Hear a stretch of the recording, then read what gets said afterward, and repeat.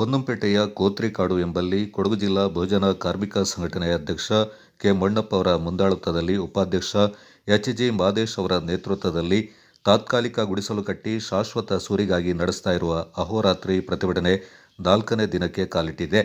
ಅಂಬತ್ತಿ, ಕಾರ್ಮಾಡು, ಬಿಳುಗುಂದ ಹಾಗೂ ಪಾಲಿಬೆಟ್ಟ ಗ್ರಾಮ ಪಂಚಾಯಿತಿ ವ್ಯಾಪ್ತಿಯ ಸುಮಾರು 80ರಿಂದ 90 ಆದಿವಾಸಿ ಹಾಗೂ ದಲಿತ ಕುಟುಂಬಗಳು ಅಹೋರಾತ್ರಿ ಪ್ರತಿಭಟನೆಯಲ್ಲಿ ಪಾಲ್ಗೊಂಡಿದ್ದು, ಪುಟ್ಟ ಮಕ್ಕಳೊಂದಿಗೆ ವಯೋವೃದ್ಧರು ಸೇರಿ ಮಹಿಳೆಯರು, ಪುರುಷರು ತಾತ್ಕಾಲಿಕ ಗುಡಿಸಲು ನಿರ್ಮಿಸಿ 2 ದಿನಗಳಿಂದ ಪ್ರತಿಭಟನೆ ನಡೆಸ್ತಾ ಇದ್ದು, ಶಾಶ್ವತ ನಿವೇಶನ ವ್ಯವಸ್ಥೆ ಕಲ್ಪಿಸುವವರೆಗೂ ಪ್ರತಿಭಟನೆ ಮುಂದುವರಿಸುವುದಾಗಿ ಎಚ್ಚರಿಕೆ ನೀಡಿದ್ದಾರೆ. ಬಾಬಾ ಸಾಹೇಬ್ ಅಂಬೇಡ್ಕರ್ ಅವರಿಗೆ, ಬಾಬಾ ಸಾಹೇಬ್ ಅಂಬೇಡ್ಕರ್ ಅವರಿಗೆ, ಬಹುಜನ ಕಾರ್ಮಿಕ ಸಂಘಟನೆಗೆ, ಬಹುಜನ ಕಾರ್ಮಿಕ ಸಂಘಟನೆಗೆ ಎಲ್ಲಿಯವರೆಗೆ ಹೋರಾಟ,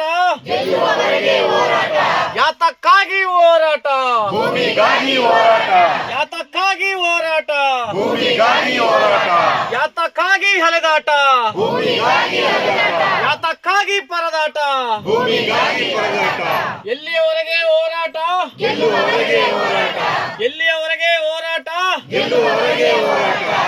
ಬಾಬಾ ಸಾಹೇಬ್ ಅಂಬೇಡ್ಕರ್ ಅವರಿಗೆ, ಬಾಬಾ ಸಾಹೇಬ್ ಅಂಬೇಡ್ಕರ್ ಅವರಿಗೆ, ಬಾಬಾ ಸಾಹೇಬ್ ಅಂಬೇಡ್ಕರ್ ಅವರಿಗೆ.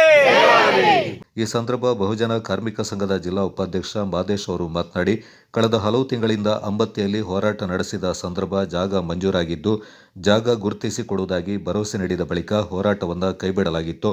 ಅದಾದ ಬಳಿಕ ಹಲವು ಬಾರಿ ಸಂಬಂಧಪಟ್ಟ ಅಧಿಕಾರಿಗಳಿಗೆ ಮನವಿ ಪತ್ರ ಸಲ್ಲಿಸಿದ್ದು, ಯಾವುದೇ ಜಾಗವನ್ನು ಗುರುತಿಸಿರಲಿಲ್ಲ.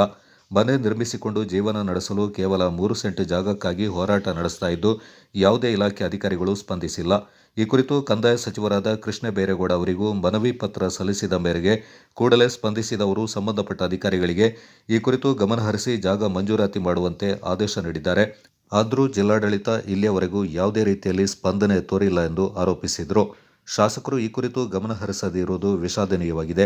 ಆದಿವಾಸಿಗಳೇ ಹೆಚ್ಚಾಗಿರುವ ಈ ಪ್ರದೇಶದಲ್ಲಿ ನಿವೇಶನ ಕಟ್ಟಿಕೊಳ್ಳಲು ಜಾಗ ಗುರುತಿಸುವವರೆಗೂ ಈ ಜಾಗ ಬಿಟ್ಟು ಕದಲುವುದಿಲ್ಲ ಎಂದರು. ನನ್ನ ಹೆಸರು ಸರೋಜ ಅಂತ. ಅಮ್ಮತ್ತಿಲಿ ವಾಸವಾಗಿದ್ದೀನಿ. ನಾವು ಅಮ್ಮತ್ತಿಲಿ ಹೋರಾಟ 45 ದಿವಸ ಮಾಡಿದ್ವು. ಎಲ್ಲರೂ ಇವರು ನಮ್ಮ ರೆವಿನ್ಯೂ ಆಫೀಸಿಂದ ಅಲ್ಲಿ ಕೂತಿರೋತಿ ಸರಿ ಮಾಡಿದ್ರು.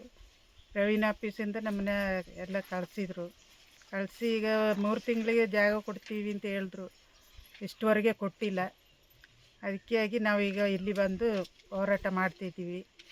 ಇಲ್ಲಿ ನಮಗೆ ಜಾಗ ಸಿಕ್ಕಂటే ನಾವು ಎಲ್ಲಿ ಹೋಗೋದಿಲ್ಲ. ನಮ್ಮನ್ನು ಜೈಲಿಗೆ ತಳ್ಳಲಿ, ಇಲ್ಲದೇ ಇದ್ದರೆ ನಮ್ಮನ್ನು ಇಲ್ಲೇ ಸಾಯಿಸಲಿ, ಆದರೆ ಜಾಗ ಸಿಕ್ಕದೆ ನಾವು ಹೋಗೋದಿಲ್ಲ. ಬಹುಜನ ಕಾರ್ಮಿಕ ಸಂಘಟನೆಯ ಅಂಬತ್ತಿ ಹೋಬಳಿ ಅಧ್ಯಕ್ಷ ಪಾಪಣ್ಣ, ಹೋರಾಟಗಾರ್ತಿ ಪುಷ್ಪ, ಮತ್ತೋರ್ವ ಹೋರಾಟಗಾರ್ತಿ ಸರೋಜಾ ಈ ಸಂದರ್ಭ ಮಾತನಾಡಿದರು. ಕಿರಣ್ ಜಗದೀಶ್, ಕೋತ್ರಿಕಾಡು ಪೈಸಾರಿ ಬಹುಜನ ಕಾರ್ಮಿಕ ಸಂಘಟನಾ ಸಮಿತಿ ಉಪಾಧ್ಯಕ್ಷ ಸುರೇಶ್, ಕಾರ್ಯದರ್ಶಿ ಯಶೋಧ ಮತ್ತಿತರ ಪದಾಧಿಕಾರಿಗಳು ಈ ಸಂದರ್ಭ ಪಾಲ್ಗೊಂಡಿದ್ದರು. ಕೊಡಗು ಚಾನಲ್ ನ್ಯೂಸ್, ಚಂಪಾ ಗಗನ, ಪೊನ್ನಂಪೇಟೆ.